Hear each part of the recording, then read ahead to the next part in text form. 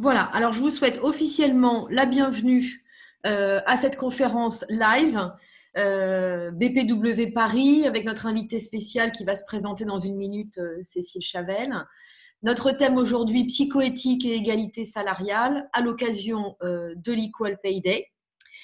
Et je vais tout de suite reprendre le visuel. Voilà, pour vous dire bonjour, je suis donc Valentine Viard, présidente de BPW Paris. Aujourd'hui est une journée spéciale, vous le voyez derrière moi, c'est la journée que nous appelons l'Equal Pay Day, la journée symbole de l'inégalité salariale. Cette journée qui tombe le 25 mars cette année en 2020, car nous nous basons sur l'indice INSEE d'écart de salaire entre les femmes et les hommes en France. Un pourcentage resté fort malheureusement extrêmement stable depuis l'année dernière. Donc, on est toujours à 23,7% d'écart de salaire entre les femmes et les hommes. Et nous avons cette tradition dans les 98 pays dans le monde où est présent BPW Paris. Nous multiplions ce 23,7% par le nombre de jours ouvrables en 2020 et donc ça nous donne 59 jours que les femmes doivent ou devraient symboliquement travailler de façon gratuite par rapport à leur taux horaire pour rattraper le salaire de leurs homologues masculins sur l'année précédente. Voilà. Alors, sans plus attendre, et je suis très heureuse de vous la présenter et qu'elle ait accepté notre invitation, je vais donner la parole à Cécile Chavel, qui s'est spontanément proposée dans cette période de confinement pour offrir cette conférence aujourd'hui sur la psychoéthique. Elle va tout nous dire et je voudrais l'accueillir et puis l'inviter à se présenter. Cécile, est-ce que tu te présentes à notre audience qui t'écoute? Merci beaucoup Valentine de cette invitation aussi. Moi, je suis vraiment ravie de pouvoir vous parler à tous aujourd'hui. Je me présente donc. Moi, j'ai commencé ma carrière en politologue et donc en spécialiste du pouvoir quelque part. J'ai fait après Sciences Po ensuite un doctorat de psychologie. Et depuis, donc, je suis devenue à la fois psychanalyste, psychothérapeute, mais aussi consultante en entreprise. Et mon angle d'attaque, mon axe, c'est vraiment d'étudier l'impact de la psychologie sur les entreprises et notamment dans les comportements managériaux. Et ça a une très, très grande importance et que je trouve souvent sous-estimé. Et donc, dans mes recherches, j'ai mis au point ce concept que Valentine a bien voulu présenter là aujourd'hui, de psychoéthique, qui paraît voilà, un concept que j'ai créé pour parler en fait de ce domaine qui est l'écosystème relationnel nécessaire au développement de l'être humain. Alors, ça paraît très vaste dit comme ça, mais en fait, c'est extrêmement précis. Et alors, en entreprise, c'est extrêmement important. Et donc, cet écosystème, en fait, on n'en parle jamais parce qu'on se demande bien pour les plantes. On a une plante chez nous, on se dit, tiens, qu'est-ce qu'il lui faut? Il lui faut de l'air, il lui faut de la lumière, il lui faut ceci, cela. Et finalement, avec les êtres humains, que ce soit en entreprise ou en éducation ou ailleurs, eh bien, très rarement, on se demande, mais qu'est-ce qu'il leur faut vraiment pour s'épanouir, en fait, c'est-à-dire pour donner le meilleur d'eux-mêmes, pour donner ce qu'ils sont censés apporter au monde. Et or, c'est très, très important pour tous les effets après dans le travail. Et donc, j'essaye justement de préciser de quoi c'est fait pour que ça soit utilisable. Et c'est avec ça que j'accompagne les entreprises dans les formations, des conférences, des coachings individuels et tout, parce que je pense que c'est vraiment très utile. Alors, cet écosystème, en fait, il est fait d'un équilibre, comme tous les écosystèmes. Et cet équilibre, c'est l'équilibre de nos pulsions de vie, en fait. On a deux pulsions de vie qui sont à la base de notre structure psychique, si vous voulez. On a une pulsion d'autoconservation de vie individuelle. Ça, c'est la pulsion qui nous pousse à nous autoconserver, à maintenir le système existant. Et puis, on a ce que j'appelle une pulsion d'absolu, qui est au contraire ce qui nous pousse à nous développer, à aller toujours plus haut, toujours plus loin, Et c'est ce qui a poussé l'espèce à se développer depuis la nuit des temps. Et j'appelle ça pulsion d'absolu parce que voilà, ça va vers le haut, on ne sait pas où, mais on y va, toujours plus haut, toujours plus loin. Et en fait, il est souvent difficile de combiner ces deux forces en nous, nous autoconserver, nous développer.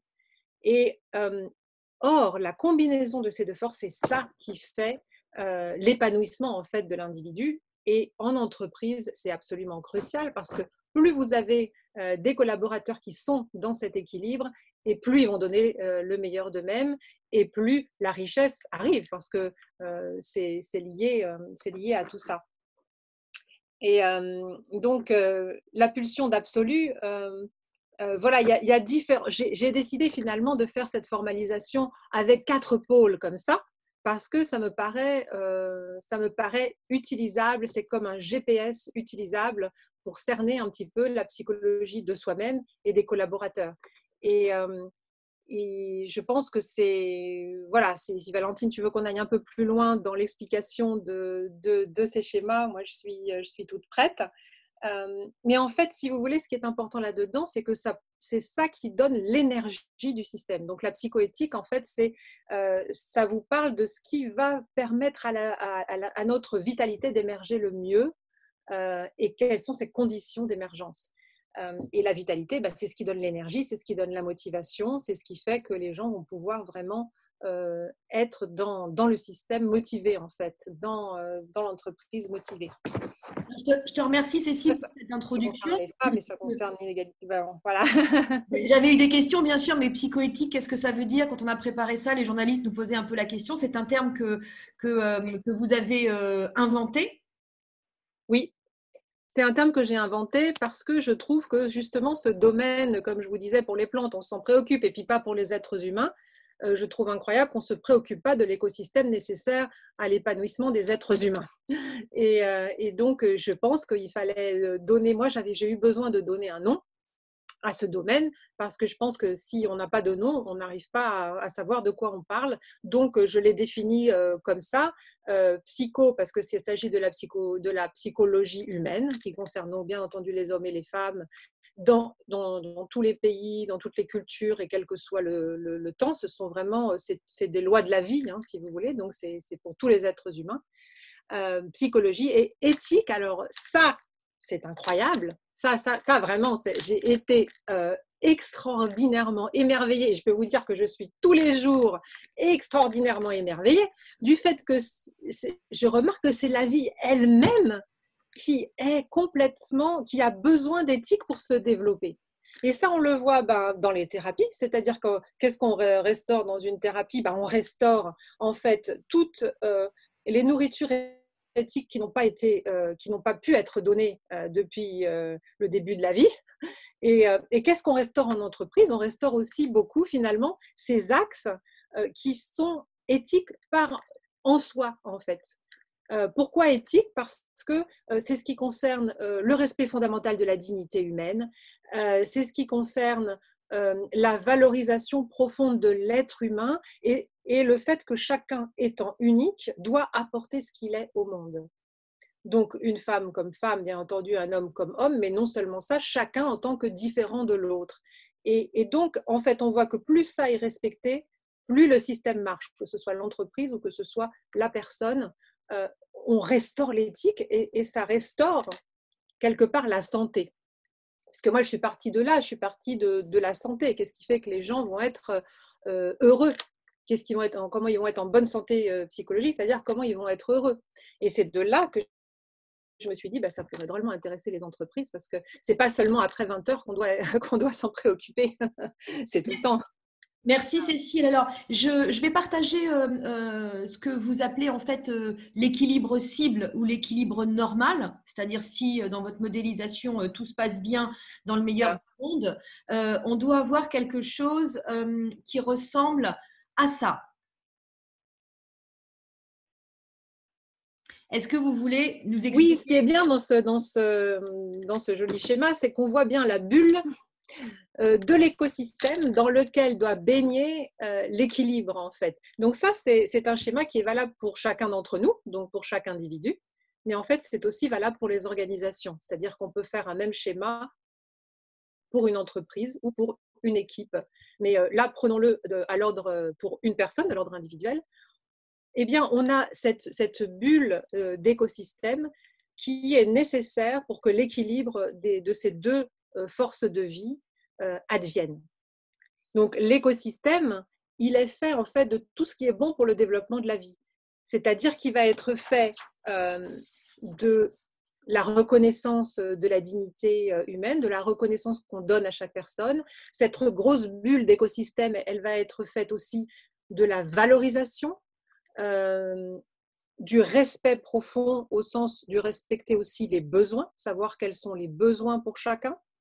Elle est faite aussi de confiance et elle est faite de la reconnaissance au sens large de ce qu'on est et de ce qu'on va apporter là où on se trouve.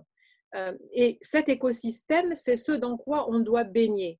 Après, l'équilibre, comme j'appelle A et V, l'équilibre entre ces deux pulsions, il est tout à fait nécessaire. C'est-à-dire que sur le V, vous allez avoir une nécessité de sécurité, d'ancrage, c'est le respect et la sécurité sur le V, l'ancrage et justement l'équité aussi, la sécurité et l'équité.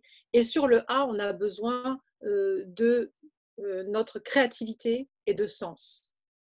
On a besoin de sens et de créativité. En A collectif, on a… Alors, je n'ai pas expliqué très rapidement individuel et collectif, ça veut dire quoi, hein, c'est juste par rapport au V. V individuel, ça veut dire me maintenir moi-même, c'est-à-dire manger, boire, dormir, savoir gérer mon autonomie et ma santé personnelle. Sur le V collectif, c'est me maintenir dans le groupe, donc c'est la sécurité dans le groupe, avoir sa place, être en sécurité. Et ça, c'est les dimensions d'ancrage.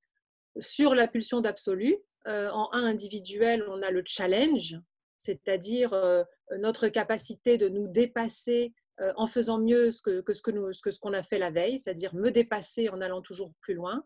Et ce que j'appelle pulsion absolue du côté collectif, c'est se dépasser, mais dans un grand tout qui nous dépasse quelque part. Donc là, c'est tout ce qui concerne l'empathie, le sens, les grandes valeurs, le fait de pouvoir se sentir un dans un groupe, unifié à un groupe. Et donc, la bulle d'écosystème que tu montrais à l'instant, c'est cette bulle d'écosystème qui va permettre l'équilibre de ces pulsions. Alors, pourquoi c'est intéressant parce que ça s'applique à toute l'humanité. Et donc là-dedans, l'équité dont on parle aujourd'hui avec cette grande question de l'inégalité sur les rémunérations hommes-femmes, l'équité, c'est un axe majeur sur la pulsion V.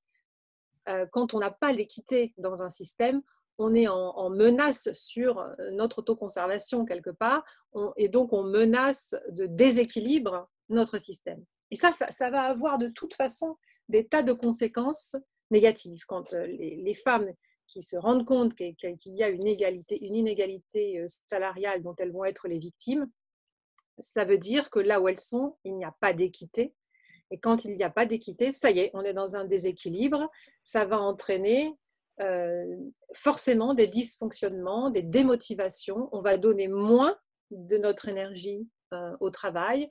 On va avoir des rancœurs, on va avoir des doutes, on va avoir un manque de reconnaissance et tout ça, ça atteint au final l'entreprise elle-même, le système lui-même d'entreprise dans lequel on est.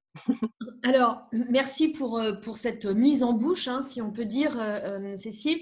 Alors, si je partage maintenant, pour juste faire un zoom et sans faire de généralité, où on pourrait dire que les femmes sont en termes de profil dominant. Une fois encore, loin de nous l'idée de mettre qui que ce soit dans une boîte, mais quelque part, vous vouliez partager avec nous sur ces deux axes, où est-ce qu'on trouve principalement les profils féminins? Disons que ça, c'est ce que j'ai constaté au fil des formations parce que j'utilise donc ce schéma, cette formalisation, je l'utilise pour pouvoir, par exemple, inciter chacun à se placer sur les actes pour savoir quelles sont nos dominantes, Donc, est-ce qu'on a une dominante plutôt à être sur le challenge, ou est-ce qu'on a une dominante à être plutôt sur l'importance pour nous de l'égalité ou de la sécurité, ou est-ce qu'on a une dominante à être sur la nécessité de sens, d'empathie ou de communication. Donc, quand j'incite les personnes à se placer eux-mêmes sur ces schémas et à placer aussi les membres de leur équipe, par exemple, si on se place soi-même en tant que manager, par exemple, et qu'on place aussi les membres de notre équipe, par exemple, sur ce schéma selon les dominantes que chacun pense avoir, on obtient une sorte de petit nuage de points, si vous voulez, où on va avoir le profil des équipes. Et souvent, si on regarde sur la distinction homme-femme, on remarque que les femmes sont davantage sur les pôles collectifs, c'est-à-dire qu'elles vont avoir une sensibilité plus grande ou une facilité plus grande à se mettre sur la pulsion d'absolu pôle collectif, c'est-à-dire le sens, le besoin de communication, le besoin d'empathie, empathie, voilà.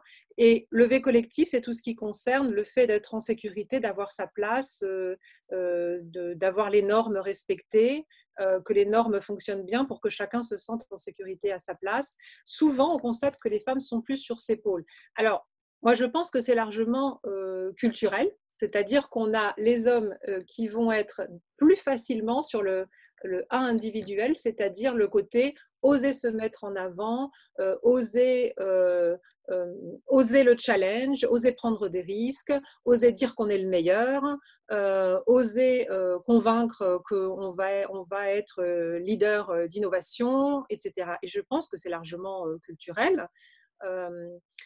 Parce que peut-être depuis la préhistoire, on a été plus les femmes en soutien de tout ce qui du développement de la vie, alors que les hommes allaient chasser dans les bois pour ramener à manger. Donc il y a peut-être quelque chose de darwinien, je ne sais pas, dans cette évolution, et de culturel ensuite, parce que c'est vrai que culturellement, on a aussi, on nous a autorisés en tant que femmes à être sur les dimensions du collectif et moins sur la dimension de se mettre en avant personnellement et d'oser en solo faire les choses. Et c'est pour ça que souvent, quand on fait des formations psychoéthiques, on se rend compte que ce qu'il faut renforcer chez les femmes, c'est justement le côté d'oser. Oser se mettre en avant même si les autres n'attendent pas ça de nous. Oser faire quelque chose qu'on ne nous demande pas de faire. Et puis oser prendre les risques, de dire si moi je veux une augmentation parce que je le vaux, voilà, j'ai fait ça, ça mérite tel salaire et il n'y a aucune raison que je n'obtienne pas. Et bien souvent, on constate qu'on va se mettre en retrait par rapport à ça, se dire non, mais peut-être c'est pas très poli ou c'est pas très bien ou je le dirai la prochaine fois. En fait, il y a beaucoup d'empêchements internes aussi aux femmes qui sont juste des habitudes en fait. Des habitudes culturelles, je pense.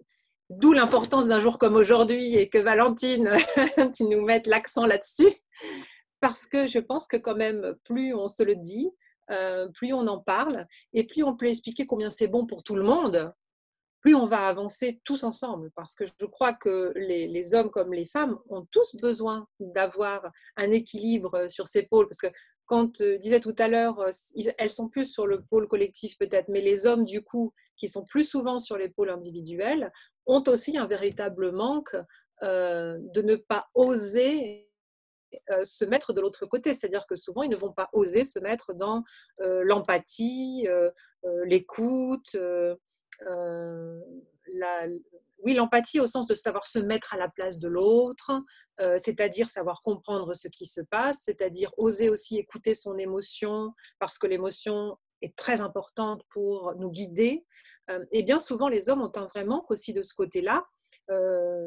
Et la souffrance, elle est des deux côtés, en fait, parce que je pense qu'on devrait tous justement être à notre équilibre avec nos spécificités, mais à notre équilibre, c'est-à-dire qu'il n'y ait pas de zone où on n'ose pas aller, où on trouve que c'est pas bien comme il faut d'aller, en fait, parce que je suis vraiment pour la liberté, pour les hommes autant que pour les femmes. D'ailleurs, souvent, j'ai eu des groupes d'hommes en formation et véritablement, ils ont l'impression que ça les libère. Hein. C'est une libération des hommes autant que des femmes d'oser penser en termes d'équilibre collectif global, en fait.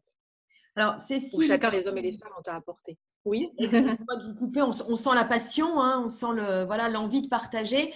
On a prévu dans cette présentation de rentrer un petit peu dans le cœur du sujet par rapport aux différentes dimensions pour qu'on comprenne bien sur ces deux axes. Oui. Ces deux axes que vous avez définis pour modéliser, d'arriver tranquillement jusqu'à qu'est-ce qui se passe finalement chez les profils de femmes quand elles sont victimes d'inégalités par rapport à leur profil. Donc, ça, on le verra à la fin de la conférence. Et puis, tout au long de cette présentation aussi, qu'est-ce qu'il y a comme conseil au-delà des formations, du coaching, de la sensibilisation? Comment est-ce que ce modèle peut aider les entreprises à comprendre ce qui se passe? Alors, pour qu'on aille un peu plus dans la finesse de votre modèle, est-ce que vous pouvez nous parler sur ces deux axes des besoins, alors vous l'avez dit déjà un petit peu, mais qu'on les visualise, les besoins qui sont associés sur ces deux axes par rapport à ces pulsions qui doivent s'équilibrer? Oui, moi j'ai vraiment envie de vous parler de ça parce que je pense justement que chacun peut l'utiliser, c'est-à-dire que c'est quelque chose qui est pratique. Vous pouvez vous poser la question pour vous-même, autant que pour vos équipes, si vous êtes manager, autant que pour votre famille, c'est valable partout. Et c'est intéressant de se dire que derrière chacun de ces axes, il y a effectivement des besoins spécifiques. Donc, si je prends la dimension V, qui est notre dimension d'autoconservation individuelle et d'ancrage de notre vie individuelle, euh, eh bien, sur le pôle, par exemple, V individuel, c'est tout simplement le besoin de plaisir à être soi, de se respecter soi-même. Ça peut aller avec besoin de solitude, tranquillité, de confort, de facilité, de rigueur tranquille, le besoin d'être à son rythme. Voilà, alors ça, par rapport aussi au profil des collaborateurs, on reconnaît effectivement quand on voit quelqu'un qui a vraiment besoin d'être laissé tranquille et d'être à son rythme, on se dit ça, c'est un profil V individuel. Je ne vais pas le forcer à forcément faire des présentations devant trop de monde, ou je ne vais pas le forcer à devenir commercial, par exemple, mais parce que ça ne va pas trop bien lui plaire, donc ça ne va pas trop bien marcher. Sur le V collectif, là, c'est l'autoconservation dans le groupe. Et bien, sur ces dimensions-là, on a besoin de sécurité, on a besoin que sa place soit en sécurité, mais aussi on a aussi besoin qu'il y ait une structure avec une hiérarchie, un besoin de fidélité, de règles, de soutien, besoin aussi de contrôle pour que les choses soient bien en ordre, et besoin de transparence et d'équité. Et c'est là où je vous disais, la question pour l'égalité des paiements, c'est vraiment l'équité, c'est une dimension fondamentale du V collectif et besoin d'être respecté par les autres.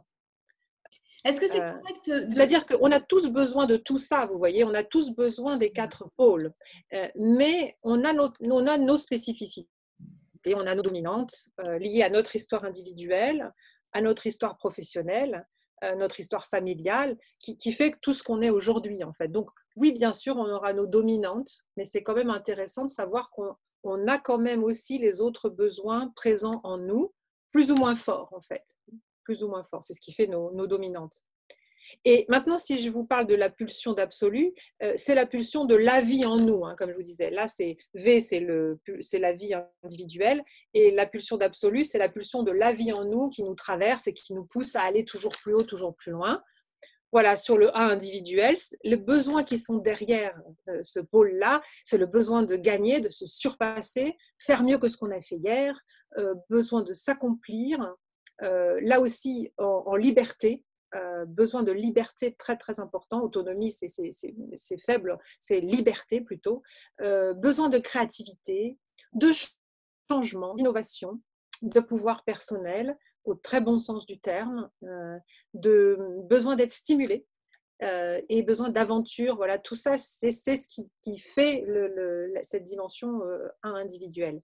Maintenant, sur la pulsion d'absolu pôle collectif, c'est aussi se dépasser, mais c'est se dépasser dans un grand tout quelque part. Donc c'est le besoin d'appartenance, d'engagement, avec une sensibilité sur le sens, besoin de sens, besoin de confiance, de partage, d'écoute, d'intimité, besoin de lien, de réciprocité, d'empathie, de plénitude, c'est-à-dire se sentir bien en union avec l'environnement, besoin de sens, d'optimisme, de passion, d'harmonie. L'harmonie, c'est un mot très important, effectivement, par rapport au A collectif, le besoin d'harmonie, vous voyez, qui n'est pas forcément le besoin d'une personne à dominante A individuelle.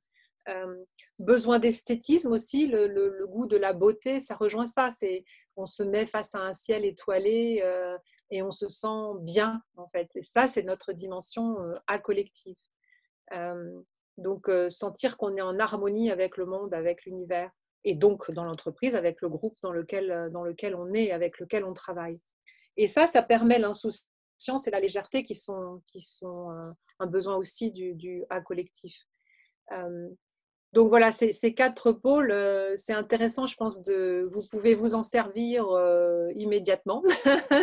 Vous pouvez même vous amuser à faire le quiz à la maison avec. Et alors pour les équipes, c'est hyper intéressant.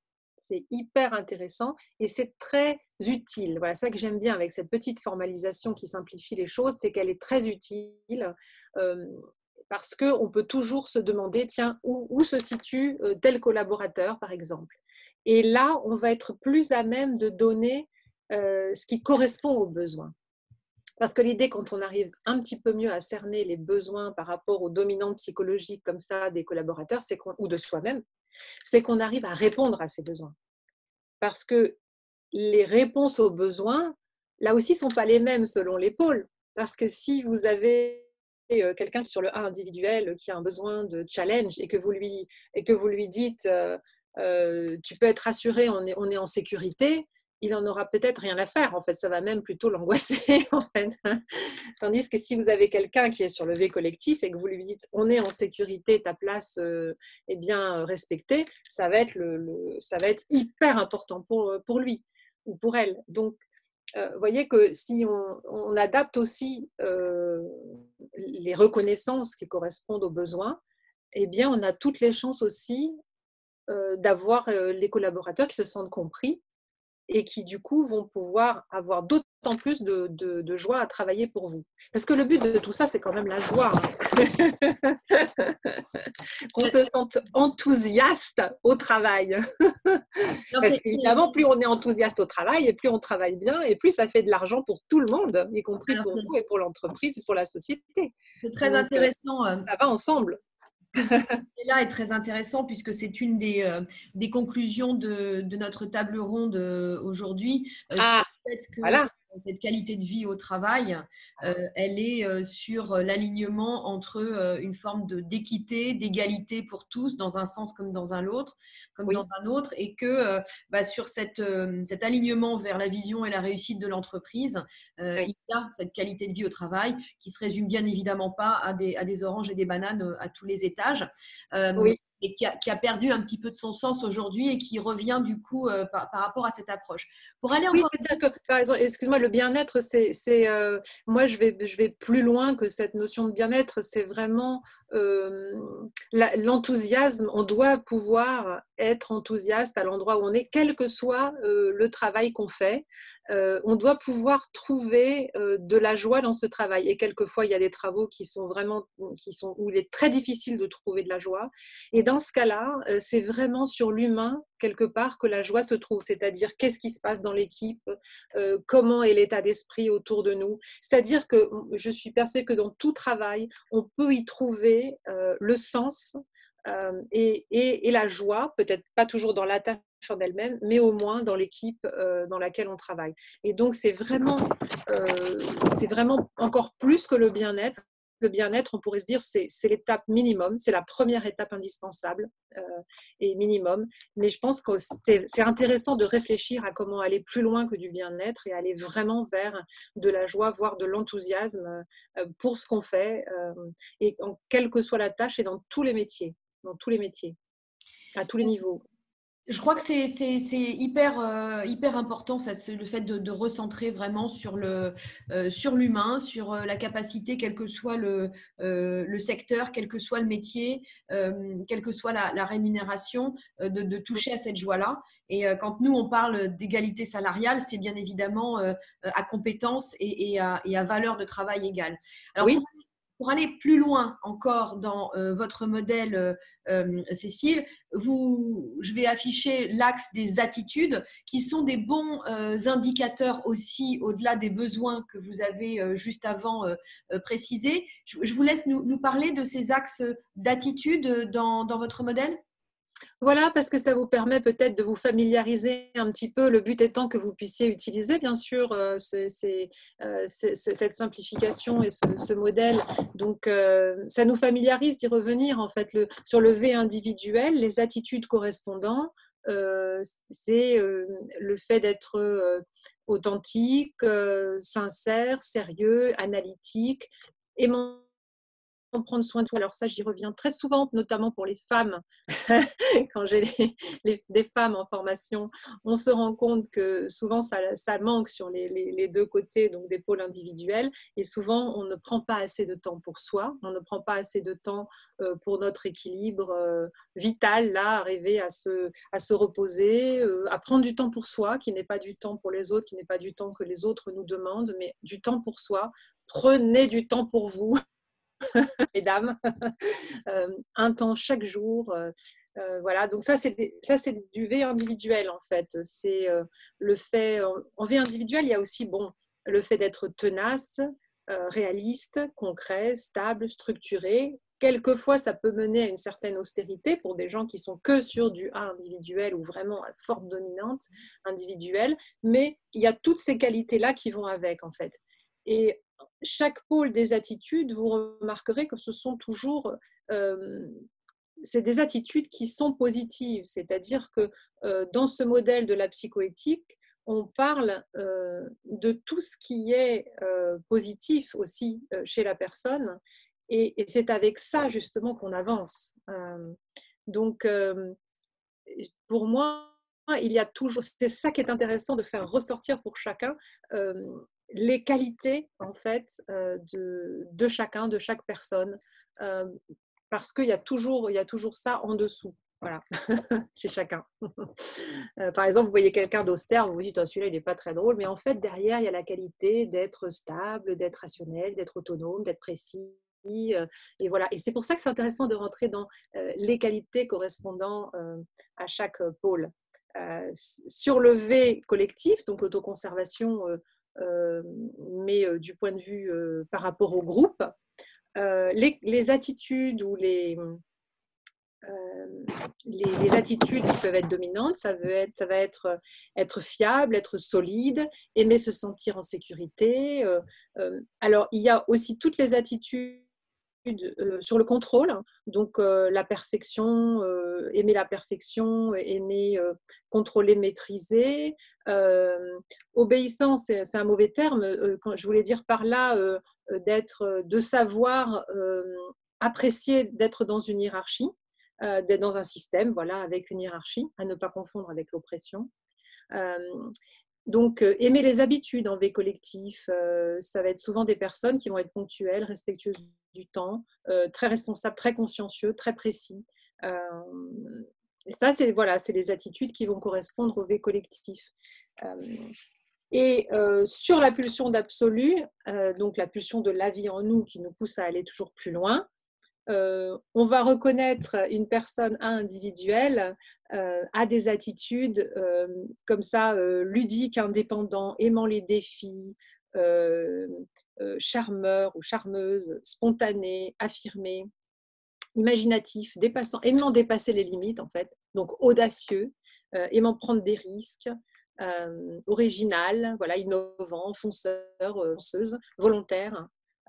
Tout ça, c'est des qualités du A individuel. Donc, quand vous sentez des qualités-là chez une personne, on peut savoir qu'il a une tendance A individuelle et donc il va avoir les besoins dont on a parlé précédemment.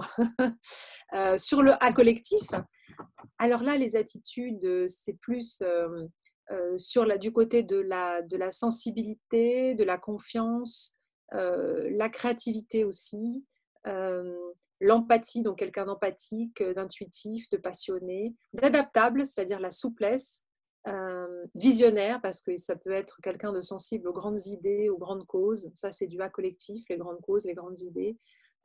Chaleureux, enthousiaste, réceptif, diplomate. Alors ça, c'est des qualités. C'est pour ça qu'on trouve souvent des métiers liés à la communication en A collectif, parce que la réceptivité, la diplomatie, l'empathie, tout ça, c'est utile à la communication. Aimant le partage, aimant l'échange. Voilà, les personnes qui sont sur le A collectif, quand elles n'ont pas de partage et d'échange dans une équipe, elles sont en immense souffrance, si vous voulez. Alors qu'un A individuel, s'il n'a pas de partage tout le temps, c'est pas si grave parce qu'il va être tellement motivé par le challenge que peut-être ça lui fera moins mal à lui. Donc c'est dans ce sens-là que c'est quand même important de voir les différents profils et les besoins qui leur correspondent. Donc ça, voilà, c'est ce que je peux dire pour les attitudes. C'est quand on le fait comme ça en termes d'adjectifs, ça permet de s'auto-positionner soi-même aussi, peut-être plus précisément, de voir un peu aussi comment nos collaborateurs se positionnent. Et ça permet aussi de ne pas oublier les pôles qui ne sont pas nos dominantes. Comme je disais tout à l'heure, mesdames, prenez soin de vous, prenez du temps pour vous. Parce que ça, c'est souvent ce qu'on constate, et notamment pour les managers, parce que c'est valable aussi pour les hommes managers, bien entendu, où on est tellement pris par les tâches, la multiplicité des tâches à faire, qu'on oublie notre dimension V d'autoconservation, on l'oublie un peu trop, et c'est ça qui donne aussi les burn-out. Donc, c'est aussi très important d'être dans le respect, de prendre soin de soi. Voilà. Et de se connaître soi-même, ça permet de connaître les autres aussi. Alors, on rentre vraiment dans le détail, donc là, c'est hyper intéressant. Si on crante encore un point de plus, et ça va permettre aussi de donner un nouveau filtre de lecture sur votre modèle, Cécile, c'est de parler cette fois-ci toujours sur ces deux mêmes axes, de quelles valeurs sont représentées. Et quand on parle de valeurs, c'est ce qui ensuite va générer nos besoins, nos peurs, nos croyances, etc. Et donc, vous les avez cartographiées. Je crois que c'est intéressant qu'on y jette un coup d'œil ensemble si vous voulez nous les commenter. Oui, c'est-à-dire que correspondant en fait à nos profils dominants, parce qu'on a toujours, comme je vous disais, des dominantes, eh bien, il y a des valeurs correspondantes. C'est-à-dire que du côté du V individuel, il y a la valeur de dignité. Après, j'ai peut-être pas trouvé toujours là les bons termes. Vous trouverez aussi avec moi d'autres termes, mais sur le V individuel, c'est la stabilité, l'exigence, la dignité, la régularité, le respect de soi. Voilà, si j'ai pu lister ça. Sur le V collectif, c'est là qu'on a la valeur d'égalité, d'équité qui est tellement importante dans un système. C'est notre thème d'aujourd'hui, l'égalité au sens où nous sommes tous égaux de par la loi, et où manifestement c'est pas toujours encore bien à salaire égal, à job égal, salaire égal, et ça crée vraiment un dysfonctionnement du système. Pour les uns comme pour les autres. Pour ceux qui sont plus payés pour le même job, ça les met mal à l'aise. Et pour ceux ou celles qui sont moins payés, et souvent c'est celles qui sont moins payées, comme on disait aujourd'hui, eh bien, non seulement ça met mal à l'aise, mais ça donne de la rancœur et ça donne du ressentiment. Et ça donne du coup moins envie tout simplement de s'engager pour l'équipe dans laquelle on est. Quand on se rend compte de ça, ça démotive complètement. Donc, l'égalité, l'équité au sein d'une équipe, alors surtout là pour les managers, c'est vrai que respecter l'équité dans une équipe, c'est comme quand on est parent, hein, si vous voulez, quand on valorise un enfant plutôt qu'un autre, c'est la cata. Voilà. Ben, c'est exactement pareil dans un groupe, dans une équipe. Si on valorise quelqu'un vraiment beaucoup plus que quelqu'un d'autre, on crée tout de suite un dysfonctionnement. L'équité, voilà, c'est une valeur V collective importante. Donc, les personnes qui sont sur une dominante psychologique V collective vont être particulièrement sensibles à l'égalité, l'équité, l'honnêteté, l'intégrité, le respect des règles, la justice, donc qui va avec l'équité. la solidarité au sens où on a tous sa place et on doit être solidaires ensemble. C'est aussi des valeurs de tradition, de loyauté, de respect des autres, au sens de respect des autres à leur place. Voilà, ça c'est les valeurs correspondant au V collectif. En A individuel, les valeurs donc des personnes à dominante A individuelle, ça va être beaucoup plus sur la liberté. Voilà, liberté, évolution, progrès aussi. On a besoin, quand on est sur le A individuel, on a vraiment besoin de progrès, on a besoin d'évoluer. On a besoin de défis.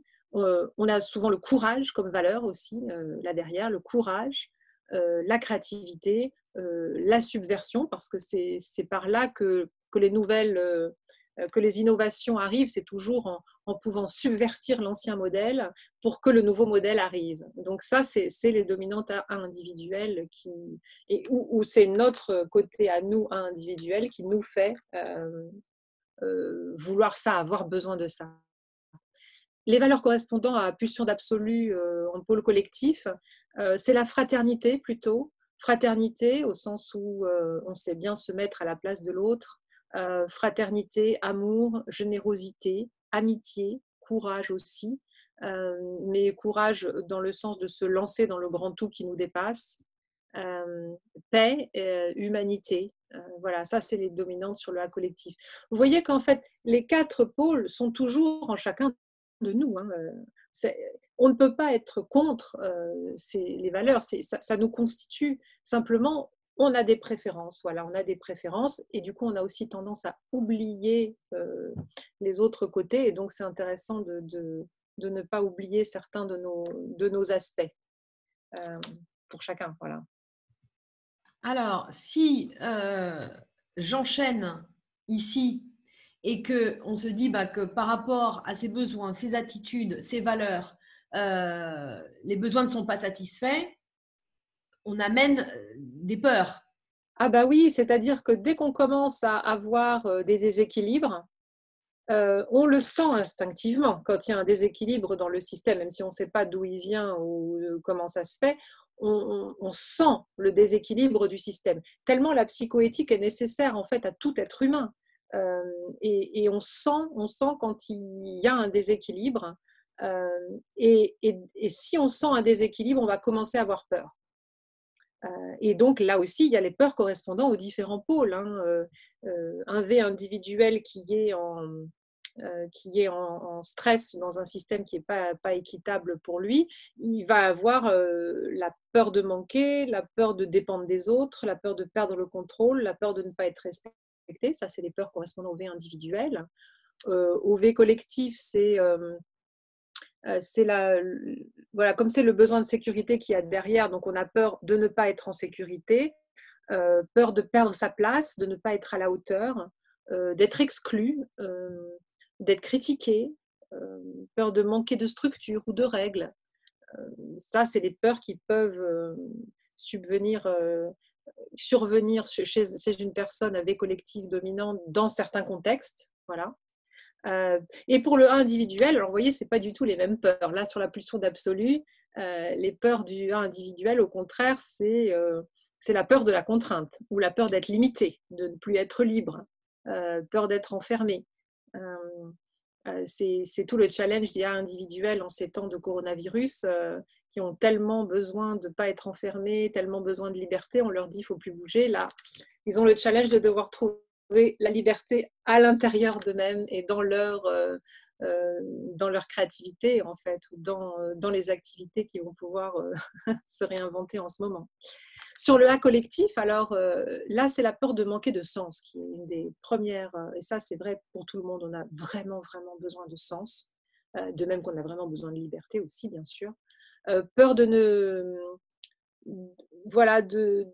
pas pouvoir être, au sens de voir toujours, voilà, de peur d'être rejeté, peur d'être seul, de n'avoir pas de valeur pour les autres, et du coup de ne pas avoir d'échange, de ne pas avoir la possibilité de l'empathie ou la possibilité de l'échange. Et alors, ces axes des peurs sont intéressantes, encore une fois, pour nous, déjà, point de vue personnel. se demander, tiens, est-ce qu'on a plutôt peur de ça ou peur de ça?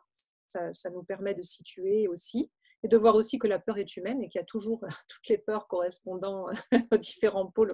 On a toujours des peurs de quelque chose quelque part, voilà, parce que ça nous parle de nos besoins. Voilà, ça nous parle de nos besoins. Et vous parliez, Cécile, de la situation Oui. du confinement en ce moment. Alors, la situation du Covid, c'est là où, si vous voulez, ce schéma, il s'adapte aussi pour une société dans son ensemble. Mettons que là, par exemple, on représente la France, voilà, on représente un pays. Eh bien, figurez-vous que le pays aussi, il doit tenter de se trouver à l'équilibre entre l'autoconservation et le développement. L'autoconservation, c'est-à-dire qu'il faut maintenir l'existant, et le développement, c'est continuer à se développer comme pays. Donc, c'est un schéma qui peut aussi valoir comme ça pour les sociétés, pour une entreprise ou pour un pays. Là, j'avais parlé de cet exemple à Valentine, effectivement, parce que en ce moment, il y a une énorme menace sur le V individuel, c'est-à-dire que la survie personnelle des citoyens est mise en danger direct. Et donc, on constate que ce qui se met en place, parce que ce qui est absolument nécessaire, c'est que du coup, les autres aspects de la société vont tous venir en soutien du V individuel en ce moment. C'est-à-dire que, par exemple, en A individuel, on a toutes les personnes qui vont se mettre sur la recherche d'un nouveau vaccin, faire vite pour trouver tout ce qui nous manque, donc être relever le challenge de l'innovation par rapport à cette situation catastrophique d'aujourd'hui.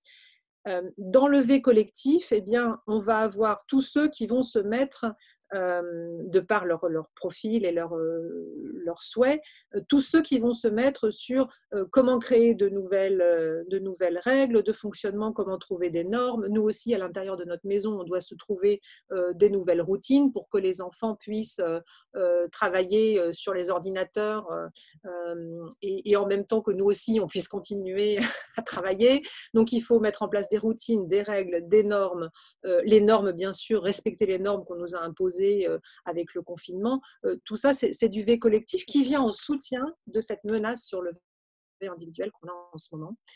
Et alors, au niveau du A collectif, donc la pulsion d'absolu pour le collectif, là, c'est très intéressant ce qui se passe aussi en ce moment. Et ça, c'est des choses, j'espère, qu'on gardera après le tragique moment qu'on est en train de passer. Ce sont l'émergence tout d'un coup de toutes sortes de valeurs qui sont très importantes pour la société. La solidarité, l'empathie, aussi la collaboration entre les générations, ce qui nous manquait beaucoup. On se rend compte tout d'un coup que c'est les plus jeunes qui vont aider les plus vieux. Et ça, dans l'entreprise, que les seniors puissent collaborer avec les jeunes, ça serait aussi très important. Et là, en ce moment, on se rend compte de l'importance de cette solidarité globale aussi entre les différents types de revenus ou les différents niveaux de la société, et aussi entre les générations. Et le sens, en fait, on est en train tous de se redemander, mais en fait, quel est le sens de notre vie? Est-ce que finalement, oui, on est bien finalement avec nos enfants? Avoir du temps tout d'un coup avec la famille, qu'est-ce que ça nous donne au niveau du sens par rapport à l'amour, par rapport à l'empathie? Et donc, on a toute une émergence comme ça de réflexions qui peuvent se révéler positives, très intéressantes sur le sens. Et tout ça vient aussi en soutien du V individuel parce que ça nous aide à survivre. Et ça nous aide aussi à envoyer plein de bonnes choses à ceux qui sont touchés par la maladie, et plus à tous ceux qui luttent pour qu'on s'en sorte. Voilà, toute cette dimension à collectif permet vraiment d'aider le V individuel. Si on fait un parallèle maintenant, Cécile, entre un équilibre perturbé en entreprise Voilà. pour une femme qui est victime de discrimination, qu'elle soit salariale ou autre, Voilà. ça donne la même chose finalement? C'est-à-dire, oui, ce qui se passe là quand par exemple, une femme en situation d'inégalité salariale, c'est-à-dire qui est victime d'une inéquité, au lieu que la bulle soit bien ronde, comme on voyait tout à l'heure sur le premier schéma, où on est à l'équilibre et l'écosystème nous permet d'avoir bien les 4 pôles pris en considération et équilibrés, quand on est victime d'une inégalité salariale, eh bien, on se restreint sur la survie quelque part. De même que si on est en situation de... Ça va être le même schéma psychologique en peut-être encore plus important quand on est en situation de harcèlement, par exemple. Ça peut être le même schéma si on est en situation de harcèlement, on va se restreindre sur notre autoconservation personnelle. Et donc, tout simplement, on va donner beaucoup moins à la structure dans laquelle on est. Donc, on ne va plus du tout se préoccuper des challenges. On va pas se préoccuper d'avoir notre place parce qu'on se sent pas respecté. Et on va manquer complètement de sens. On va manquer de partage, d'empathie. Donc, on se restreint sur notre survie individuelle, ce qui est bien sûr un état de souffrance et qui est dommageable autant pour nous que pour l'entreprise ou l'équipe dans laquelle on se trouve.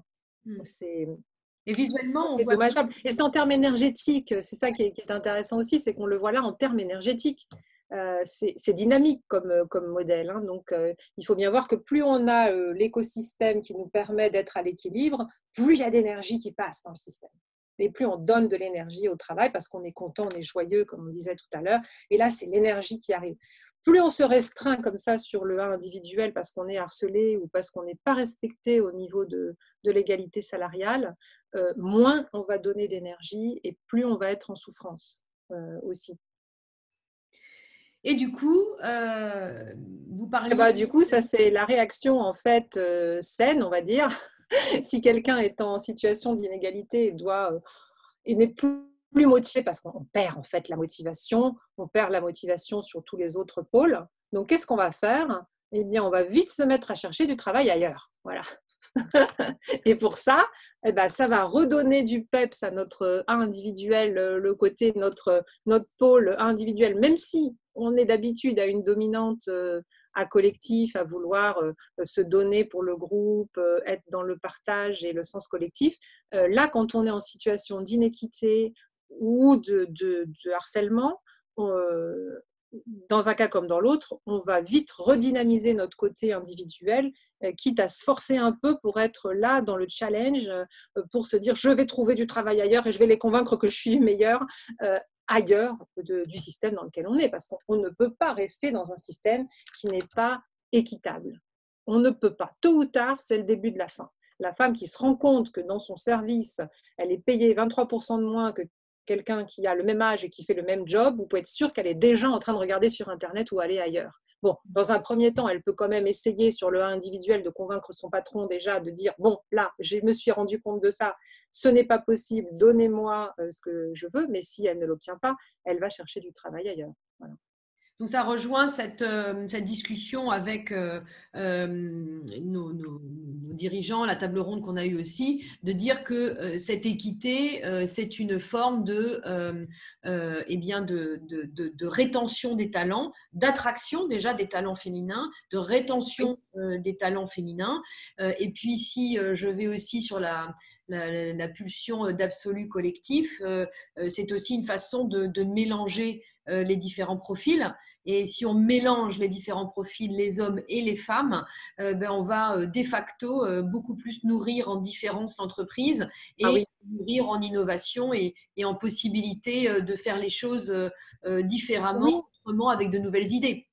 C'est ça, et puis l'idée aussi que chacun puisse avoir le travail ou les tâches qui correspondent aussi à ses besoins et à ses dominantes. Ça permet de voir combien on est tous complémentaires et combien c'est intéressant d'être complémentaires et que c'est ça qui fait la force. Et aussi, ça permet aussi de se rendre compte si on n'a pas les gens placés au mauvais endroit, quoi, ou si on n'est pas soi-même placé au mauvais endroit.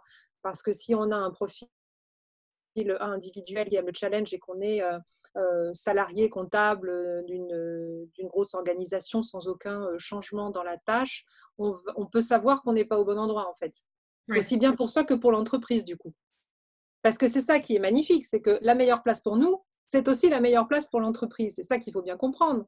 C'est-à-dire que si on doit s'adapter à des choses qui ne nous correspondent pas, ça va être mauvais pour nous et ça va être mauvais pour l'entreprise. Donc, on a intérêt aussi en tant que manager, par exemple, de savoir si on a bien nos collaborateurs aux bons endroits. Et s'ils ne le sont pas, ben, qu'est-ce qu'on pourrait faire pour changer ça ou pour leur donner à travers leurs tâches des éléments différents de motivation par rapport à leur profil. Parce que cette complémentarité, elle est fondamentale, oui. Et elle est joyeuse là aussi. Alors, merci pour nous avoir embarqués dans ce modèle, nous avoir Merci à vous. Moi, dans cette modélisation. j'espère que c'est utile et que vous pouvez l'utiliser, voilà, que vous pouvez vous en servir. Et je crois qu'on peut surtout ouvrir aux questions. Voilà, bien sûr. Alors, les personnes qui souhaitent poser une question, ce qui va être intéressant, c'est peut-être d'aller en bas sur vos petites manips et puis de lever la main. Ça s'appelle lever la main pour poser une question ou pour avoir une réaction. Donc, si quelqu'un veut poser une question, j'ai envie de dire c'est le moment ou jamais.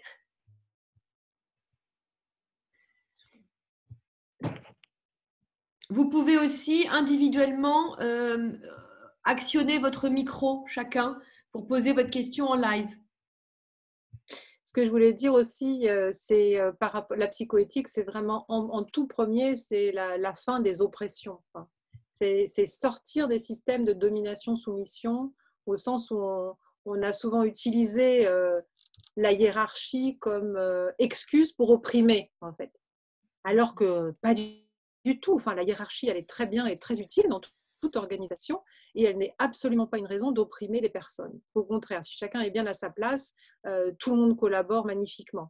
Donc ça, il faut sortir. Et ça, je crois que c'était un des travers aussi du patriarcat, qui, encore une fois, est un travers autant pour les hommes que pour les femmes, hein, de confondre en fait la hiérarchie et le droit à l'oppression. C'est pas parce qu'on est un supérieur qu'on a le droit de ne pas respecter ou d'opprimer quelqu'un, bien entendu.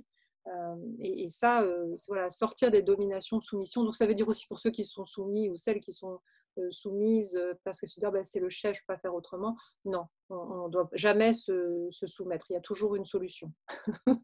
C'est en ça aussi, Cécile, que vous partagiez avec nous en préparation de cette conférence, que c'est finalement un modèle, la psychoéthique, ou en tout cas une approche qui résonne énormément chez les femmes, en tout cas qu'elles arrivent assez rapidement à capter, peut-être même parfois intuitivement. Alors, par rapport à cet appel pour supprimer toute forme d'oppression, de domination, comme vous le disiez, mais aussi parce que ça permet de mettre en place un système qui est porteur de vie. Et voilà. La femme, elle est porteuse de vie. Quel est le parallèle que vous faites sur ces notions-là? Il y a un parallèle sur le fait que la psychoéthique, c'est cette bulle d'écosystème, si vous voulez. Moi, je prends ce parallèle comme métaphore, hein, tout simplement. Si on prend la métaphore de la vie, on a le masculin et le féminin qui sont en union parfaite dans une matrice qui ensuite donne naissance à l'individu. Voilà, je prends la base de la base que tout le monde peut comprendre.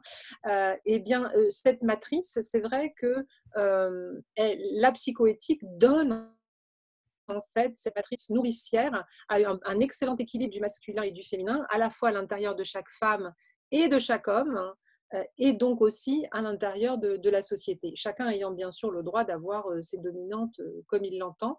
Mais voilà, le lien, c'est que je pense qu'il y a une sorte souvent d'invisibilité de cette matrice aussi, comme les femmes ont pu être invisibles parce que c'est elles qui ont donné la nourriture à la vie. On considère que c'est normal ou ça n'a pas grande importance, ou c'est voilà, ou des fois où on ne le voit pas en fait.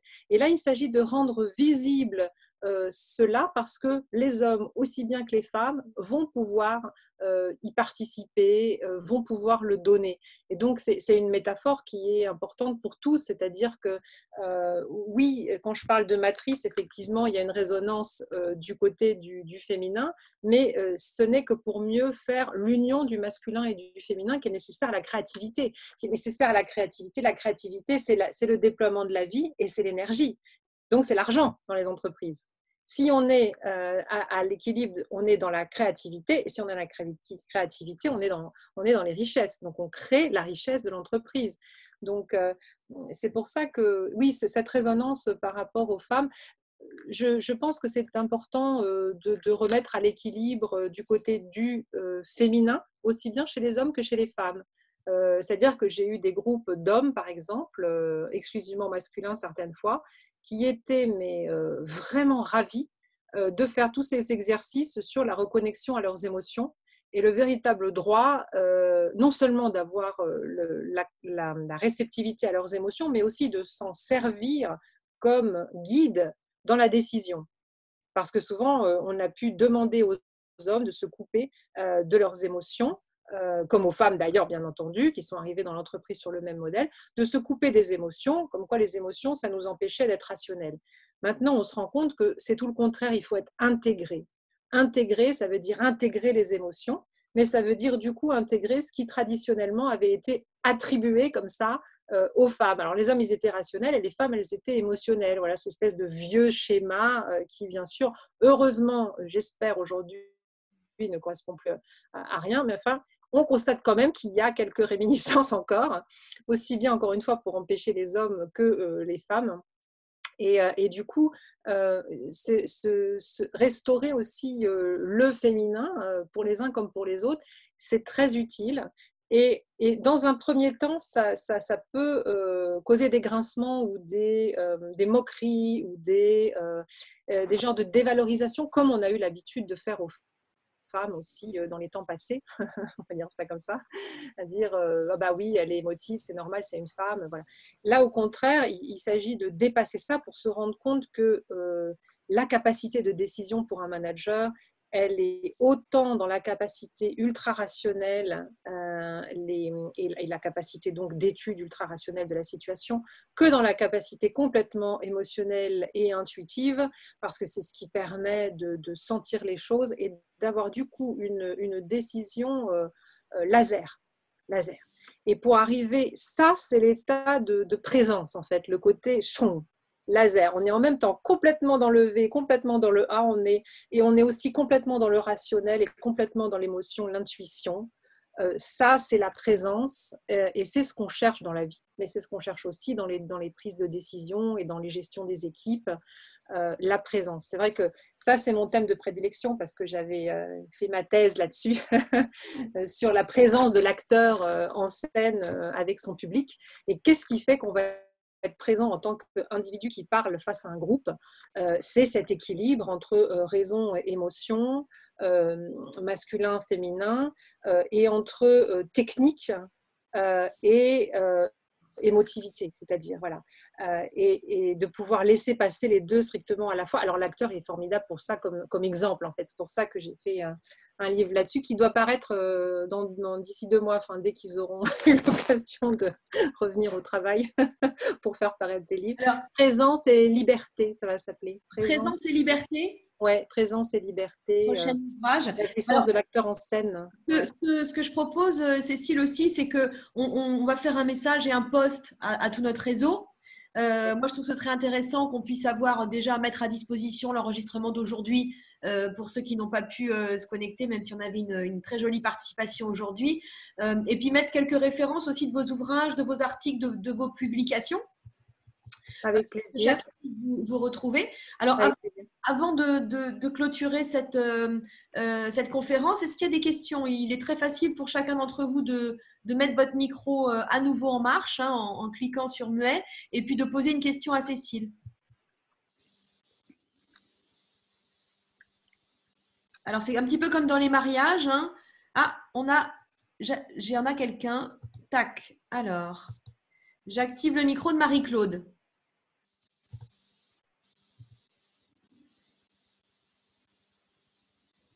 Alors, Marie-Claude, vous voulez poser votre question? Bonjour. Bonjour. Bien. Merci. Merci beaucoup, Cécile Chavel. C'est extrêmement instructif. Et je me retrouve dans pas mal de choses qui ont été dites. J'ai un peu de mal à m'y mettre parce que je suis arrivée un petit peu en retard. En plus, j'ai mon chien qui est très énervé, bien sûr. Il était bloqué, voilà. Alors moi, il se trouve que je suis totalement bénévole puisque je suis présidente des ONG à l'UNESCO. Et que donc, pour moi, au départ, c'est une joie totale d'être engagée. Voilà. Ah et oui. je me suis retrouvée dans une équipe, mais malheureusement, je ne suis pas élue avec mon équipe de campagne. Donc, on n'a pas les mêmes besoins, on n'a pas les mêmes objectifs. Oui. Donc, ce que vous dites là, je vois très bien comment je peux utiliser ça, savoir de quoi l'autre a besoin. Oui. Mais ici, je ne suis pas du tout, moi, donc, sur un problème d'équité, et notamment d'inéquité et d'inégalité salariale. En Donc, effet. voilà, je trouve ça intéressant, mais je pense que c'est aussi applicable dans mon cas. Il y a certainement des choses à changer. Je ne sais pas comment vous pouvez appliquer ça exactement à ce que je fais, mais c'est sûr que c'est un problème de leadership en fait. C'est comment, parce que voilà, moi j'ai été enseignante toute ma vie, hein, donc j'étais actrice un peu quelque part. Voilà, la présence, vous connaissez. Là, il m'a fallu pratiquement 1 an pour résoudre ces problèmes. J'y arrive, j'ai même fait un petit peu j'ai pris quelques coachings en communication non violente, parce qu'effectivement, j'étais beaucoup, moi, sur l'émotivité aussi, puisque moi, j'étais là vraiment engagée, bénévole, moi, je suis retraitée, je donne tout mon temps, toute ma vie, on va dire. Et donc, je suis en but à des gens qui sont à moitié sur le professionnel, puisqu'ils travaillent aussi pour les ONG, pour leur ONG, je veux dire. Alors que moi, je ne travaille pas du tout pour mon ONG.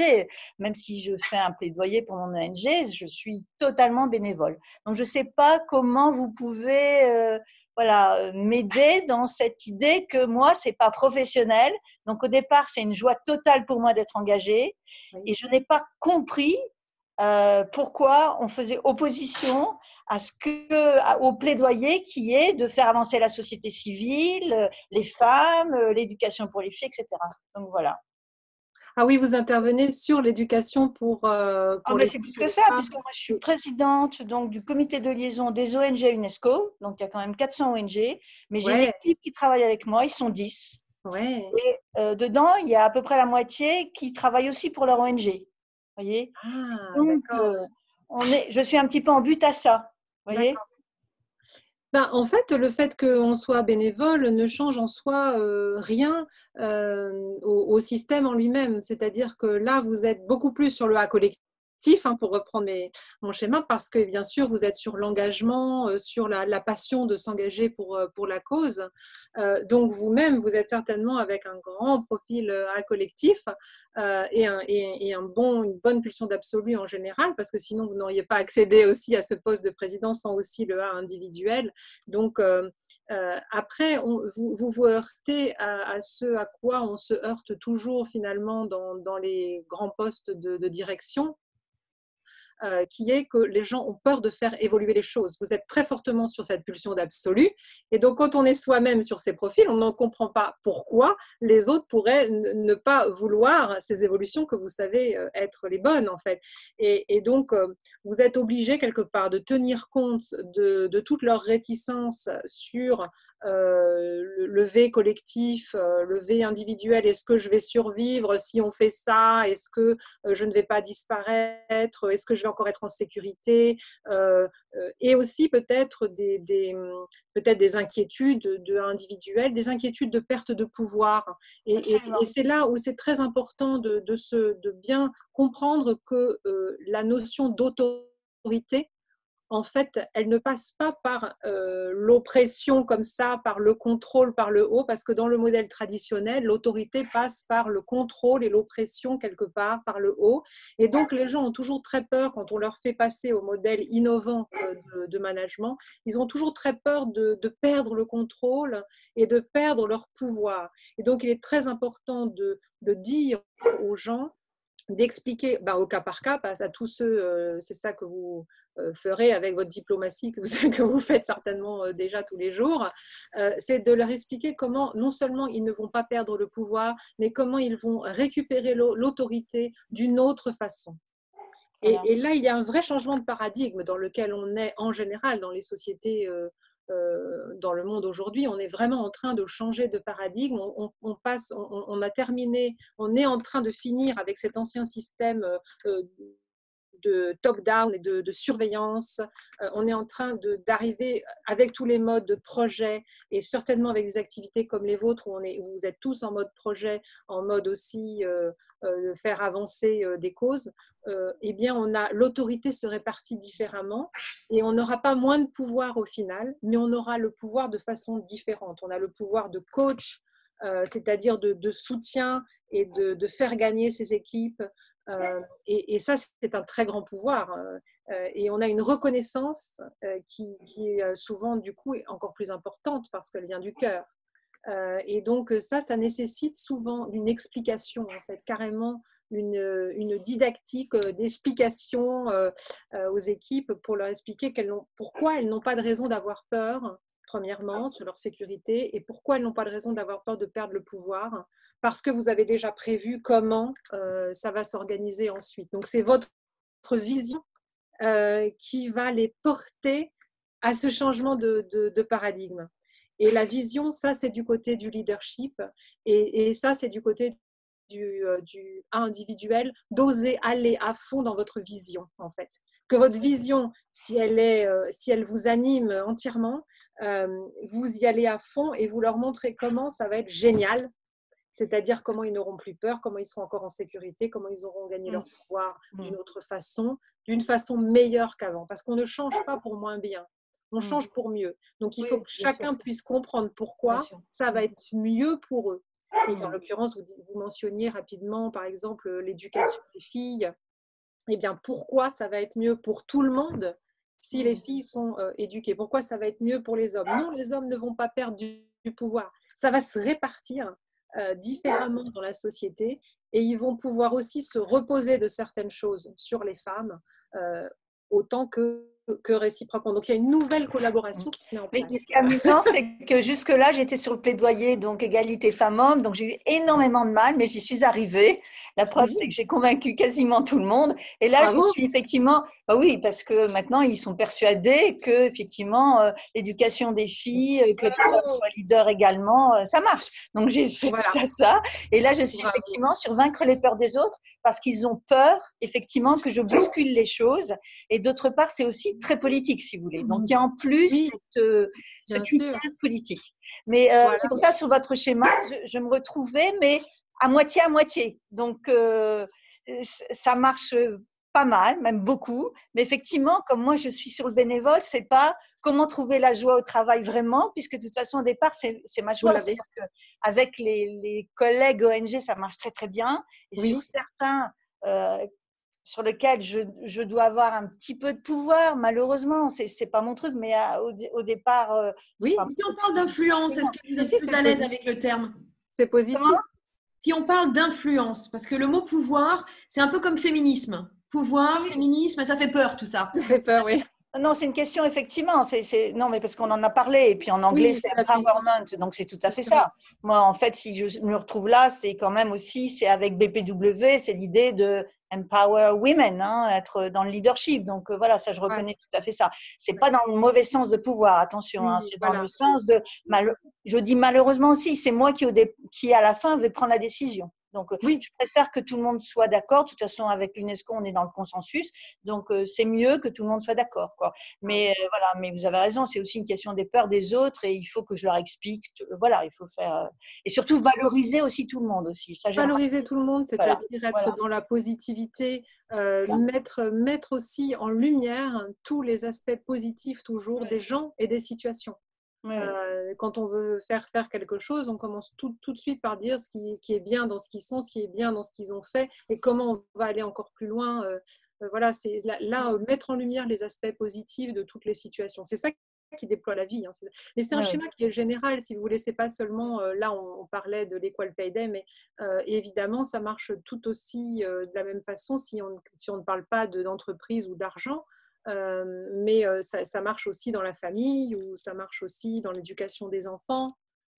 Pour l'éducation, ça marche très bien. C'est-à-dire que les enfants, comme les adultes, ont aussi besoin de pouvoir se sentir dans cet écosystème de valorisation, de bienveillance et de respect et de confiance pour donner le maximum d'eux-mêmes, en fait. Et qu'ils qu'ils aient aussi la possibilité d'avoir sur la pulsion d'absolu la créativité et le sens dans leur quotidien. Et là, ils vont donner à fond. On a beaucoup moins de problèmes de discipline ou quoi que ce soit. Il n'y a plus du tout de problème de discipline quand on respecte ça chez les enfants, en fait. Ouais. Ce qui n'est pas toujours le...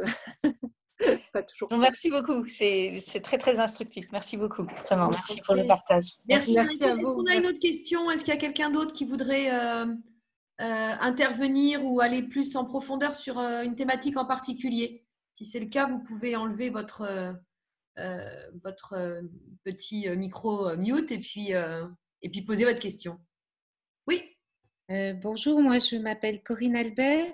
Je voulais poser une question et d'abord vous remercier, très, très utile. Par rapport à chaque individu dans son équipe, moi j'ai des grosses équipes, je pense qu'il y a aussi tout l'environnement systémique de chacun et l'environnement systémique de l'entreprise. Donc en fait, on est en permanence sur des sables mouvements, comme un puzzle qui se redistribue en permanence. Et je trouve que, en ce qui me concerne, le mode de management à l'horizontale est quelque chose que je pratique facilement, ayant vécu longtemps en Asie. Par contre, cette mobilité interne, c'est on est sur une espèce de mer mouvante où tous les individus changent tous un tout petit peu tout le temps puisque leur propre écosystème change. Et donc, moi, j'arrive pas à mettre les gens dans les cases en me disant il est V ou il est A ou il est AP ou il est... En fait, maintenant, je fais vraiment confiance à mon instinct et j'essaie de sentir quand cette personne-là a bougé ou est lassée de faire ce qu'elle fait d'une certaine manière, parce que je trouve que c'est extrêmement complexe de les mettre dans une typologie. Alors, on a une typologie. Oui, vous avez entièrement raison. Donc, ce côté systémique et pour le dirigeant ou le manager, et pareil pour les salaires, en fait. Finalement, c'est aussi une forme de récompense du travail effectué, mais aussi de la posture, de l'attitude de l'autre. Et je trouve que vraiment la grande difficulté aujourd'hui, c'est d'avoir une certaine, justement, équité par rapport à la... Parce qu'on est sur des périodes, en fait, hein, les augmentations de salaire, comment dire, l'évaluation, elle se fait pas tous les jours, mais elle devrait se faire tous les 2 ou 3 mois. On devrait pouvoir avoir des échanges le plus régulièrement possible, de manière informelle, pour bien sentir comment l'envie par rapport aux besoins de l'équipe et de l'objectif à atteindre peut être atteinte avec effectivement le maximum le mot bien-être n'est pas suffisant, d'épanouissement, pour que ça se développe bien. Mais moi, je suis très, très soumise à soumise quand même à cette espèce de cette espèce de plaque qui est en permanence en mouvement, avec des départs, des arrivées, des nouvelles personnes, des congés maternité, des départs pour maladie. Et dans les équipes, chaque petite histoire individuelle va redistribuer finalement le puzzle. Oui, et là, nous, en ce moment, on est tous sur un tsunami. Hein. Ah oui. Non, mais je vous remercie vraiment de poser cette question parce que ça me permet justement de préciser ça. C'est-à-dire qu'en fait, il ne faut surtout pas mettre les gens dans les cases. En fait, c'est juste un aperçu pour sentir une situation à un moment donné. Mais c'est très important de comprendre qu'elle est toujours dynamique, cette situation. C'est-à-dire qu'on est toujours en train de bouger. Et donc, ce que vous dites là est absolument fondamental. Et seulement, il me faudrait, vous savez, en digital, il me faudrait le dessin animé pour pouvoir montrer la systémique des choses. Et ça, c'est l'étape d'après pour pouvoir arriver à le montrer par le digital. Mais je fais également des constellations d'organisation, si vous voulez, où la systémique est justement... crucial pour comprendre. En fait, si on faisait en dessin animé on montrerait une personne face à une autre qui bouge et c'est pour ça qu'on peut faire évoluer les gens aussi, et c'est pour ça qu'il y a un véritable effet du manager aussi sur les équipes, c'est qu'en valorisant ci ou ça, en rassurant là-dessus ou là, en voyant quel besoin, on permet à l'autre de se développer, de se déployer et de changer du coup son équilibre également. Donc, c'est jamais figé. Là, c'est juste comme si on prenait en fait une photo et ça donne une typologie. Moi, je suis très contre les cases. C'est pour ça que quand j'étais en doctorat de psychopathologie, je disais toujours, mais les cases, vous mettez les gens, vous appelez ça des maniaco-dépressifs et du coup, vous êtes content. Mais non, en fait, il faut toujours voir les choses en dynamique. Quand on dit maniaco-dépressif, c'est qu'on a la pulsion d'absolu qui veut aller quelque part et qui est bloquée, qui se prend un mur. Donc évidemment, ça retombe sur nous et ça nous redéprime jusqu'à ce qu'on ait de nouveau l'énergie de vouloir aller et de reprendre le mur. Bon, et du coup, il faut savoir de quoi est fait le mur en fait. Et donc si on reste dans une catégorie, on se prive de la possibilité de savoir comment faire évoluer la situation. Or, tout l'objet d'un manager, comme vous le dites très bien, aussi bien que d'un parent ou d'un thérapeute ou d'autres formes de fonctions, c'est de faire évoluer la personne de sorte à ce qu'elle puisse s'épanouir, c'est-à-dire donner le meilleur d'elle-même, mais c'est toujours en évolution. Sinon, si on met les catégories, c'est non seulement ça fige, mais ça empêche de penser. Donc, c'est une précision très importante. Merci beaucoup de l'avoir fait remarquer parce que, oui, j'étais emportée à expliquer le modèle, voilà, mais c'est fondamental de toujours considérer la dynamique des choses. Dans les mises en situation, par exemple, on voit, on veut faire une mise en situation avec quelqu'un qui est censé être sur une dominante très comme ci ou très comme ça. La personne arrive et elle-même sur cette dominante x10. Eh bien, celui qui était sur la dominante, par exemple, V collectif, avec quelqu'un qui arrive, qui est en V collectif, mais multiplié par 10 encore plus, va se mettre complètement sur autre chose. Il va se mettre sur le 1 individuel, va se mettre sur... Donc, il va se rendre compte que non, finalement, il n'est pas si un collectif qu'il le croyait, mais il est beaucoup plus sur d'autres choses. Donc, même dans une interaction, à un moment donné, on voit l'évolution, en fait, du système, de ses polarités.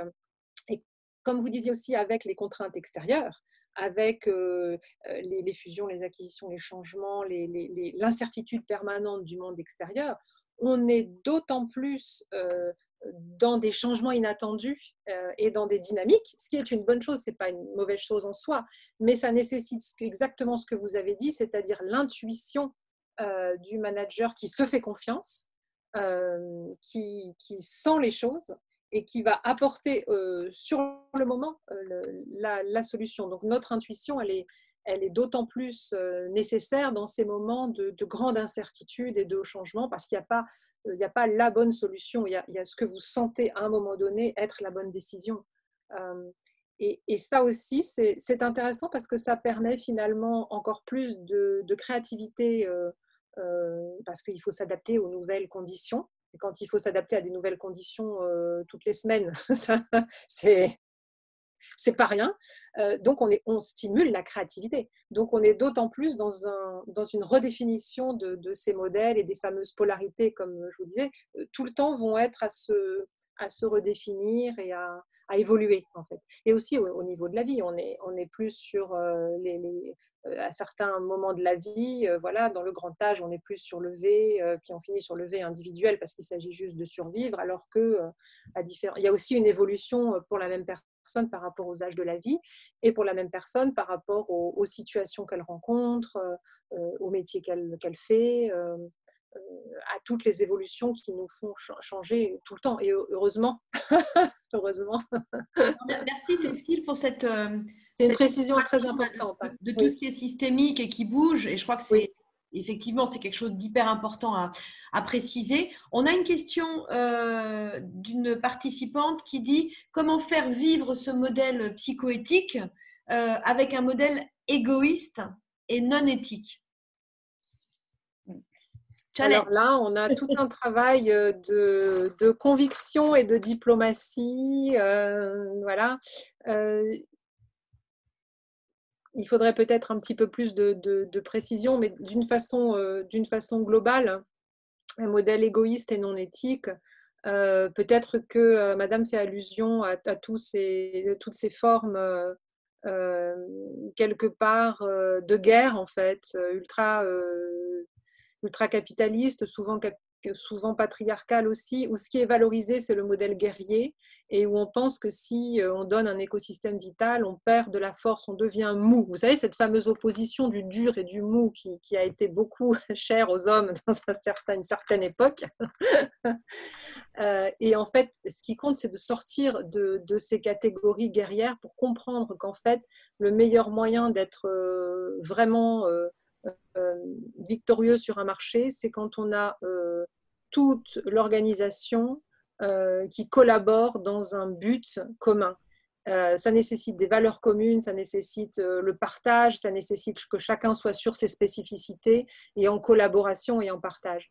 Et donc, malheureusement, ça nécessite des explications, ça nécessite d'expliquer pourquoi le modèle d'intelligence collective, de collaboration, chacun avec ses forces, va être au final beaucoup plus efficace que le modèle égoïste et le modèle voilà, comme vous disiez, ou égoïste ou de petits pouvoirs, en fait, de petits pouvoirs personnels. Quand on fait des mises en situation, on le voit tout de suite. Hein. Si jamais on fait les mises en situation, on dit voilà, on fait un dialogue entre un manager et son salarié sur tel sujet, avec le modèle, comme vous appelez, égoïste ou guerrier, qui va souvent de pair avec un modèle assez traditionnel où c'est un peu la carotte et le bâton, et surtout le bâton. On voit comment on se sent, en fait, parce que dans les mises en situation, on peut être justement sur qu'est-ce que ça fait à l'autre quand on dit ça, quand on fait ça, comment vous vous sentez quand il a dit ça. Là, on va se dire, là, je me sens mal, Est-ce que vous avez envie d'aller travailler après qu'on vous ait parlé comme ça? Ah ben non, là, j'ai pas envie d'aller travailler. Et là, vous voyez que tout le groupe est d'accord. C'est-à-dire, est-ce qu'il y a quelqu'un d'entre vous qui pense que là, il a vraiment envie d'aller travailler? Ah ben non, là, il n'a pas envie d'aller travailler. Tout le monde est d'accord. Après, vous faites la même mise en situation avec un vocabulaire aidant. Comme vous disiez tout à l'heure, Madame parlait de la communication non violente, c'est-à-dire je ressens que, pas tuer un imbécile, mais je ressens que. Et pouvoir étudier les besoins. Ça prend pas plus de temps, parce que souvent les gens pensent que c'est une perte du temps. Non, non, non, au contraire, on en gagne. Il ne faut pas savoir le temps qu'on gagne à la prévention des conflits. Quand on a pris 5 minutes à prendre 5 minutes pour un collaborateur, le nombre de choses qu'on s'évite après, quand on ne prend pas ces 5 minutes et qu'on laisse dégénérer des situations, on perd un temps fou en réalité. Donc ça fait gagner du temps.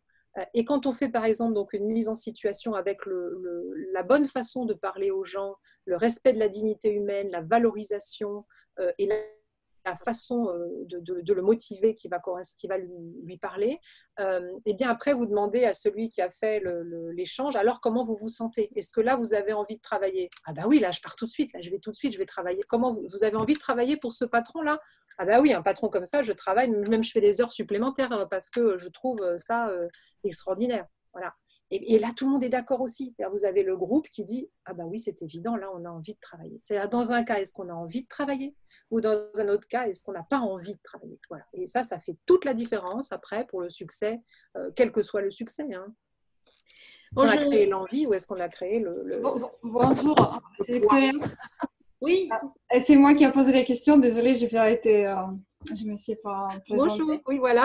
Je ne sais pas si j'ai répondu. Oui, justement, c'était la question. Ce n'est pas le cas de management, mais plutôt le partenariat business avec deux associés qui sont complémentaires et avec les caractères complètement différents, comme je décris, égoïste et pas du tout de sens éthique. Et voilà, ce qu'il s'agit de moi, donc j'ai ici très ouvert, partage, collaboration, explication et tout ça. Et justement, je me sens souvent dans les positions victimes parce que cet égoïsme et éthique, ça provoque dans moi beaucoup d'émotions parce que ça paraît plus fort. Il s'agit de dire un mot un mot qui va être super égoïste par rapport à 10 minutes ou 15 minutes d'explication et des bons positivités. Donc, je trouve que c'est plus fort qu'à côté cette attitude positive qu'on essaie de transmettre et la bonne voie. Mais d'après ce que vous avez dit, avec vos exemples très parlants de mise en situation, je trouve que ce que j'ai retenu, c'est que justement positif, ça renforce le positif. Donc, il ne faut jamais peut-être prendre l'attitude et position d'égoïste et parler de la même façon avec la personne, au contraire, renforcer cette partie positivité. Oui, c'est-à-dire que vous pouvez vraiment amener aux gens à être sur le meilleur d'eux-mêmes, en fait. C'est-à-dire ne pas se braquer avec cette attitude, laisser de côté le jugement pour suivre votre idée. C'est-à-dire que vous, en tout cas, vous avez une entreprise à faire avancer avec donc un bien commun. Et quelle est la meilleure solution ? Quelles sont les meilleures solutions pour y arriver, c'est-à-dire les forcer, eux, à être sur le constructif. Ce qui est déterminant là, c'est de se demander qu'est-ce qui est destructeur ou qu'est-ce qui est constructeur. Qu'est-ce qui est constructif pour le groupe, pour l'entreprise, ou qu'est-ce qui est destructeur. Et pour ça, d'être très calme, de ne jamais vous mettre en position de victime, même si émotionnellement vous ressentez « Ouh là là, là je me sens victime », c'est très intéressant de se dire « là je me sens victime », ça veut dire là, je ne pars pas sur cette voie, je ne vais pas partir sur cette voie, non, non. Alors, si je ne suis pas du tout victime, qu'est-ce que je dis, qu'est-ce que je fais? Et ça nous permet nous-mêmes d'éviter d'aller sur ces voies-là qui nous paralysent et d'aller vraiment sur la constructivité. Si les gens sont, comme vous dites, égoïstes, au sens que j'imagine, ça veut dire qu'ils sont sur leur propre intérêt, parlez-leur de leur intérêt. Pourquoi ils ont plus intérêt à écouter ce que vous dites? Pourquoi ça va leur amener plus de chiffres? Voilà, il ne faut pas hésiter. Hein. S'ils comprennent que ça, vous parlez des fois le langage qu'ils comprennent. Et vous allez voir qu'en parlant leur langage, vous allez réussir à ouvrir une porte qui peut-être va les faire évoluer aussi. Parce que tout le monde peut toujours évoluer. Pour l'instant, ils sont convaincus d'un système parce qu'ils ont l'habitude de fonctionner comme ça. Et ils ont peur de changer leurs habitudes. Ils ont peur que ça les déstabilise. Donc, le mieux, c'est de partir de la vision, comme je disais à madame, la vision que vous avez, donc d'être totalement en confiance sur votre vision de voilà, comment vous voudriez que ça se passe avec vos partenaires, voilà comment on va faire, voilà pourquoi c'est mieux, et vous faites le plaidoyer en vous affirmant au contraire 10 fois plus et en leur montrant pourquoi il y a des dysfonctionnements si on fait comme ça, qui vont être transformés en bons fonctionnements si on fait autrement. Et ça requiert vraiment de garder pleinement confiance dans votre vision, en fait. Pleinement confiance. Et souvent, justement, en tant que femme, on n'a pas assez confiance en notre vision, j'ai remarqué. On se laisse, peut-être on laisse souvent trop la parole aux autres, au sens où on va comprendre, et ce qui est une qualité, on va vraiment comprendre pourquoi ils sont comme ça, et soi-même, on oublie de vraiment se mettre en avant en disant, voilà, moi, la façon dont je veux travailler, c'est celle-là, et je vous explique pourquoi ça va être mieux pour tous, c'est-à-dire mieux pour vous et mieux pour moi. C'est-à-dire, si on est dans un contexte d'entreprise, ça va nous rapporter plus. Si on est dans un contexte autre, on va se sentir mieux, tout simplement. Donc, si on est dans les contextes de bénévolat, on va arriver à faire beaucoup plus d'actions, tout simplement. Ou si on est dans un contexte familial, on va tous se sentir mieux. Voilà. Et vraiment, ça nécessite d'avoir confiance dans votre vision de comment vous voulez travailler. Et si au final, vous voyez qu'il n'y a rien à faire, il ne faut pas hésiter à changer de collaborateur à ce moment-là. Moi, je suis d'accord. Juste ok, là, j'ai fini avec cela, je vais en prendre d'autres. Mais d'abord, il faut quand même essayer d'imposer votre vision. Ça apprend aussi les situations comme ça. Et effectivement, après, il ne faut pas non plus aller... Il ne faut pas s'épuiser non plus. Voilà. Voilà. Mais il faut essayer, mais pas s'épuiser. Ok. C'est très parlant, vos exemples. Et changer de bulle. Changer de bulle, s'il y en a. Moi, je dis toujours, il faut être, pour changer, il faut être deux. Donc, on a beau être positif, on a beau projeter. Comme dit, à un moment donné, ça prend la fuite est une option. Ça ne veut pas dire qu'on est lâche ou qu'on est traître, mais qu'on a choisi un axe de pulsion de vie peut-être individuelle. C'est ça. Pour que ça se passe bien. Qu'on a évolué en fait, parce que des fois aussi c'est comme avec les amitiés ou voilà, à un moment donné c'était bien pour nous d'être dans telle relation ou d'être dans telle amitié, Et puis, à un moment donné, tout d'un coup, on constate qu'il y a des frictions, il y a des tensions, parce qu'on a évolué aussi. Comme disait Madame tout à l'heure, on est toujours en évolution, en dynamique.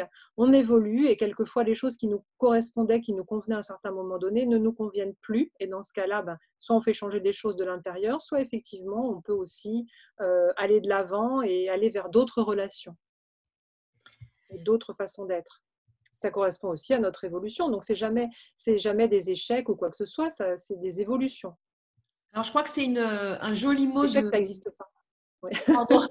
Un joli mot peut-être de fin, je trouve, sur ce dernier échange.